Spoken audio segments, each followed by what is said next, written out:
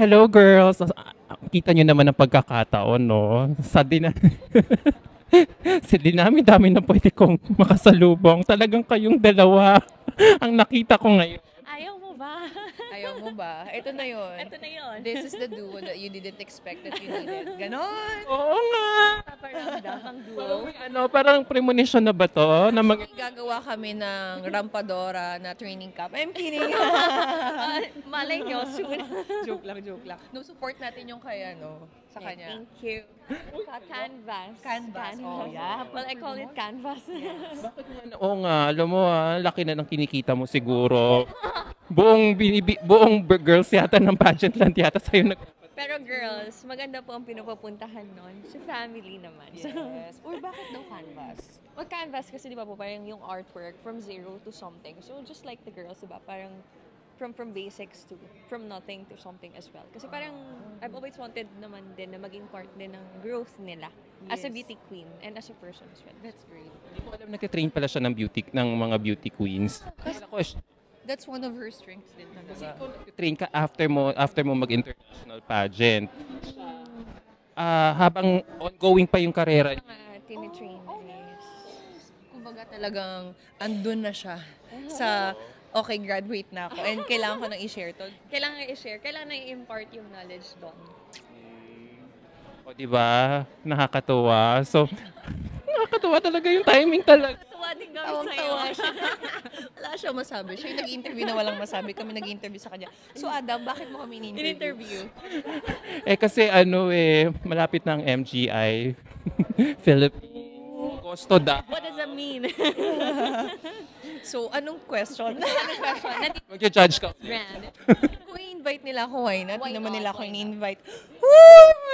Kidding, I'm It's a kidding. calling for an invitation. Why not? CJ kasi nagpaparamdam eh. Is that a calling too? Oh! Kasi di ba first runner-up siya sa MUP. So I thought, lahat kami umaasa na sa MUP. Pero ang lakas-lakas ng alingas-ngas na mag-over the backod ka sa isang pageant. MGI ba yon?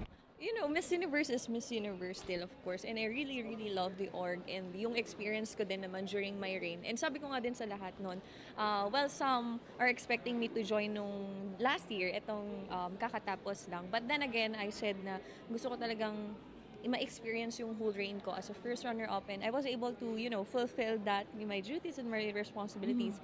And at the same time yun, I get to know more about the org and, you know, parang talagang family na rin kami doon. That's why, sabi ko rin naman, Miss Universe is always, you know, Miss Universe. And, but then again, if people, I know people are waiting, some are waiting, and I'm so overwhelmed naman na the support is still there.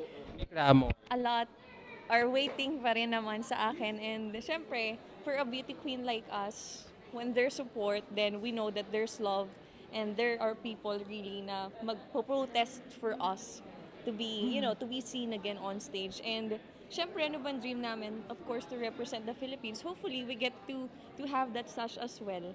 So, sooner or later, I'll let people know. Taray, daming dinefend eh, no? Isa lang naman yung tanong eh. Joke lang. Pero alam mo, ngayon ko lang naisip yung common denominator ninyo. Pero kayo naging runner-up. You bid your time, you took your time before nabigyan kayo ng big break. Actually, we have a lot of similarities. We grew up in province. We're very grounded. We're very madiskarte. We're rampadoras. Yes, And then rampadoras. also, I feel like we're really family-oriented in a sense na nagiging breadwinner Breadwinners, tayo. yes. So, we had the chance to also talk about these Yes. things over lunch. So, yun. Kumbaga, nabigay ko na lahat ng tips. So, si tips. CJ na lang bahala. But then again, if I have, Joke lang! you know, I have more tips I need, then nandito naman si Ate Sambers. Oh, Kahit naman married ka na, feeling ko kayang-kaya na. Kayang-kaya pa, ngayong wala ng age limit sa Miss You. Grabe naman. Parang feeling ko okay naman. It's just that, bakit ka nga ba sasali, di ba? Yeah. Sometimes we wanna join because one, for platform. We wanna be more. And syempre, we wanna give back to the fans. So feeling ko naman na bigay ko na at naalanan ko na ng time yon. And I don't think na may kailangan pa akong patunayan. This is a new era of my life. Wow. This is Samantha Bernardo 3.0. But who knows, di ba? Yeah. So, ayaw That natin serves magsalita my ng purpose, tapos. But then again, You know, anything can change, anything can Yes. happen. So, Yes, sabi ko nga, kung ma-achieve ko yung Malaria-Free Philippines with DOH, yun na yung talagang totoong corona ko. Kasi napatunayan ko sa lahat ng tao na yung binigay nilang support and yung platform, talagang napanindigan ko. Nagka- Then, for me, that is the true winning. O, diba? she is a winner talaga. She's an inspiration for beauty queens like us, of course. you. Tsaka isa pang common denominator nyo, talagang rampadora talaga kayong, ano talaga, Oh, thank you. yung lalamon. Thank Thank you.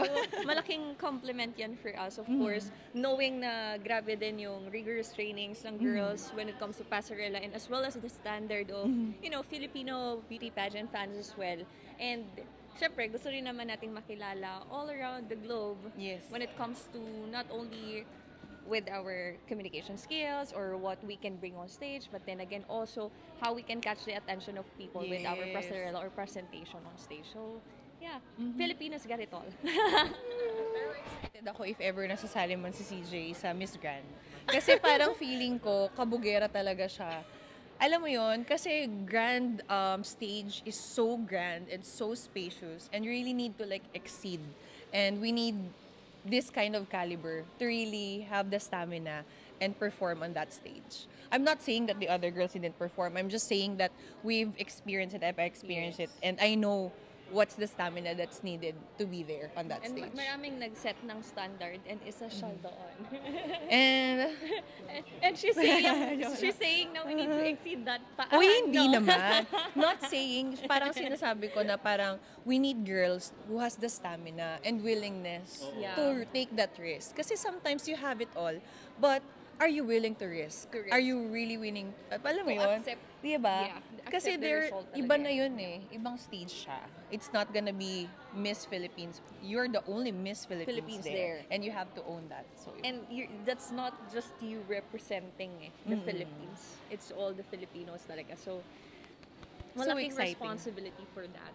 May tanong ako, Sam. Kung sakali, sa tingin mo magustuhan siya ni Angkol, kung sakaling, kunyari, sumali siya, tapos nanalo siya dun sa desired national pageant niya very, very soon, based sa experience, Oo naman, bakit naman hindi? Siya pa ba choosy? Oh! Uncle, magugustuhan mo ba? Uncle, wag ka nang choosy. Joke lang.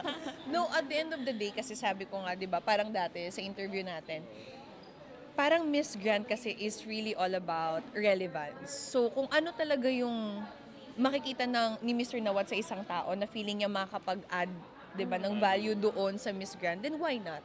And parang lahat na eh. And for the 10 years in pageantry ng Miss Grand International, nakuha na nila lahat. Kulang na lang ang Philippines to be on that map and crown for us. sa tingin mo yung katabi mo ngayon yung sakali ang itinak. I don't think any reason para hindi mangyari yun. We'll never know. Ah! Never know. That's gonna be the first crown for the Philippines. So that's Oo. gonna be history. So At we'll least see naging naman part yung man girl. ako ng Yes. journey na yun, masaya na ako. And who knows, baka sa anak ko pala. Bawi sa next life. sa Ang anak. tagal naman, ibigay nyo na. So yun. Thank you. Thank you so much. We love you. So happy to see you both here in Leo Almodel's fashion. Happy as well. You're so happy as well. But anyway, it's so good to see you both girls here in the fashion show. Nakakatuwa lang talaga na, ay, grabe. Yes, nakakamiss, no? Yung dati, dagumdong, daming Supporters, activities. daming activities, walang tulog. And we'll never achieve everything without you guys, di ba? Parang interviewing us, highlighting and the fans, the Yes, support, the the events and sambayanan, all. the whole Philippines.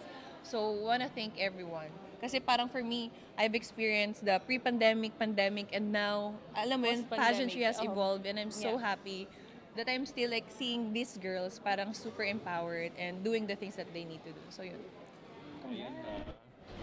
Early advice na yan. Advice, early tips. Later on, pagka off cap na. Ate. Okay, magchichikan pa sila. Thank you so much.